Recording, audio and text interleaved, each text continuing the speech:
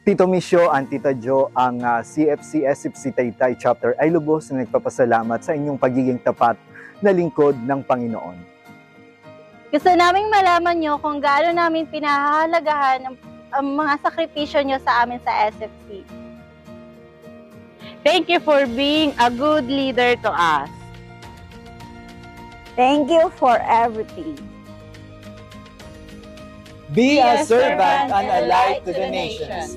Sabi nga ni Yahweh sa Isaiah 49:6, I will make you a light to the nations, that my salvation may reach to the ends of the earth. Tito Misyo and Tita Jo, God bless to your new journey as CFC leaders. For this, we praise and thank you, Lord.